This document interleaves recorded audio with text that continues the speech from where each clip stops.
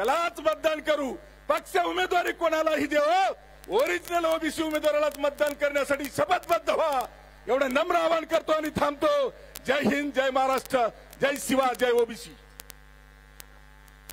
धन्यवाद. यानंतर आगरी समाजाचे नेते राजारामजी पाटील साहेबांना विनंती आहे की आपण या प्रसंगी आपलं थोडक्यात मनोगत व्यक्त करावं. लाईटच्या टावरवरती चढलेल्या ओबीसी बांधवांना विनंती आहे, कृपया सहकार्य करा.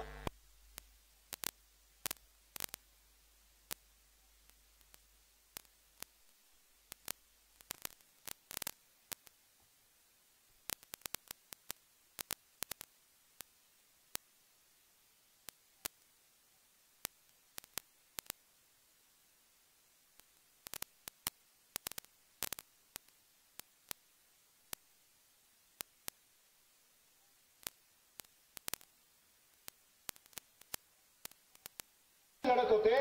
जरांगे पाटलांना यांची मी आठवण करून देतो.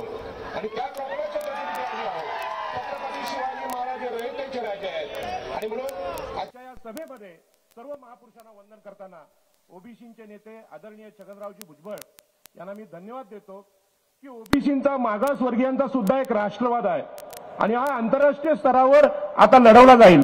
या सभेत माजी मंत्री धनंजयराव मुंडे आहेत, आमचे मित्र आमदार पडळकर साहेब आहेत, सहकारी आहेत आणि मनोहर धोंडे आहेत. सगळ्यांना नमस्कार करून मी माझं मनोगत थोडक्यात सांगतो. भुजबळ साहेब, कोकणामधून दिबा पाटील साहेबांच्या नामकरणाचं आंदोलन पेटलेलं आहे. आपलं नेतृत्व मोठं आहे, हे नाव सरकार देत नाही, याच्याबद्दल सरकारला आपण जाब विचारावा. राहिला प्रश्न हा GR रद्द करण्याचा. आपल्याला कल्पना आहे की आम्ही नेहमीच भूमिका घेतलेली आहे की ओबीसी SC ST एवढंच आरक्षण आहे, सामाजिक मागासलेपणातच आरक्षण आहे. जे सामाजिक दृष्ट्या मागासलेले नाहीत, शोषित नाहीत, त्यांना आरक्षण कसले, त्यांचे GR कसले, हा संविधानाशी द्रोह आहे आणि हे ताबडतोब थांबलं पाहिजे.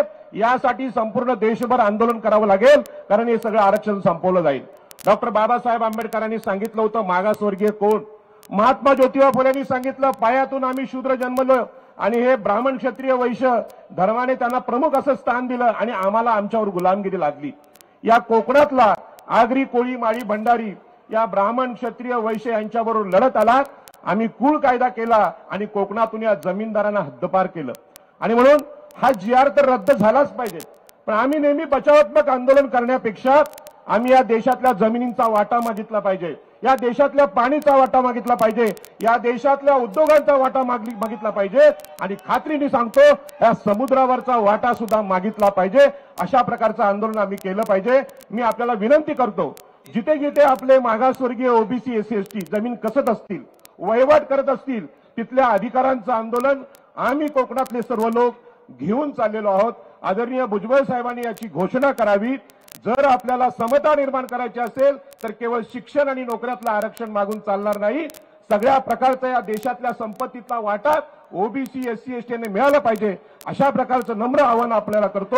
आणि हा देश टिकवायचा असेल तर ओबीसीच्या राष्ट्रवादाशिवाय पर्याय नाही. जय हिंद, जय महाराष्ट्र, नमो बुद्धाय.